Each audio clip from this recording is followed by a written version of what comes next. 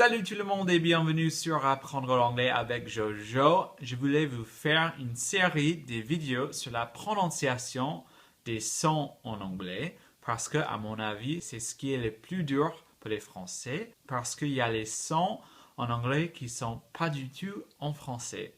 Ok, on y va. D'abord, je vais expliquer le son du jour et après, je vais vous donner deux exemples, un facile et un plus difficile.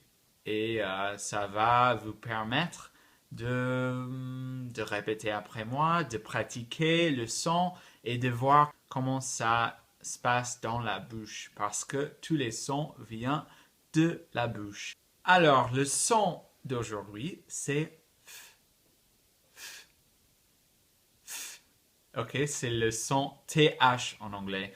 Et c'est pas Z, c'est pas T que j'entends souvent avec les gens français. C'est quelque chose qui est pas en français, donc il faut pas essayer de faire quelque chose à la française. Il faut se souvenir chaque fois que c'est un son différent. Et après avoir beaucoup de pratique, ça va venir naturellement. Naturellement. Je vais faire le son comme ça, plus proche, parce que ça va vous aider à voir ma bouche et comment ça se passe dedans. Le son, c'est donc remarquez que la langue est entre les dents. Maintenant, j'exagère, mais il faut exagérer au début, parce que sinon, ça va pas bien se passer. Avec moi. À l'avenir, quand vous êtes plus à l'aise, vous pouvez faire the. Donc c'est juste là. Le bout, c'est là. The. Et vous allez sentir les vibrations. Donc chaque fois, dans les exemples, il faut exagérer avec moi. Ok, les exemples. Je vais répéter chaque exemple 4 fois. La première fois, vous allez répéter après moi, après chaque mot. La deuxième fois, ça va être la phrase entière, mais très lente. La deuxième fois va être à une vitesse assez normale. La troisième fois va être très vite. Donc ça va être le challenge, le défi. Ok, le premier exemple, c'est Thank you, Theo. Et ouais, Theo, c'est un prénom anglais. Je ne sais pas si ça vient du français ou si Theo vient de l'anglais. Mais ouais, donc ça va être un peu bizarre pour vous. Et c'est pour ça que j'ai choisi parce que c'est marrant. Ok, répétez après moi, après chaque mot. Thank you, Theo. Ok, on va faire la phrase entière et vous allez répéter après moi. Thank you, Theo. Ok. Troisième fois, un peu plus vite. Thank you, Theo. Ok. Et dernière fois, très vite. Thank you, Theo. Ok. Donc, si vous n'êtes pas sûr, vous pouvez aller en reverse. Vous pouvez rewind. Alors, on continue. Le deuxième exemple, c'est beaucoup plus difficile.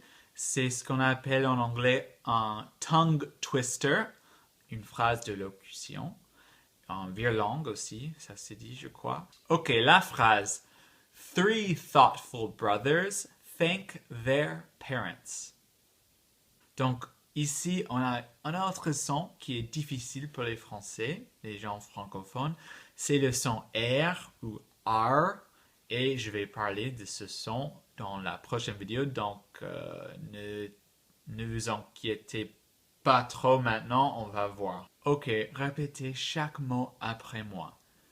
The three thoughtful brothers thank their parents. Ok.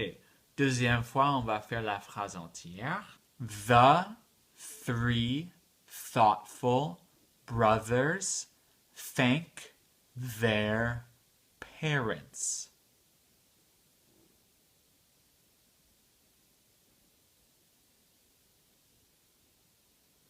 Ok, troisième fois, un peu plus vite. The three thoughtful brothers thanked their parents. Très bien. Ouais, très bien. Vous êtes trop fort. Ok. Quatrième fois, à la vitesse vite. The three thoughtful brothers thank their parents. Donc, remarquez que quand j'ai dit cette phrase, j'ai pas beaucoup fait the thoughtful, ok, parce que c'est trop dur. J'ai dit the three thoughtful, ok.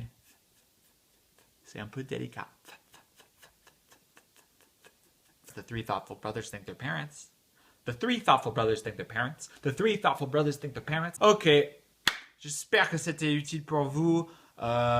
J'ai quelques idées pour les suites. Je vais faire le son R, le son H.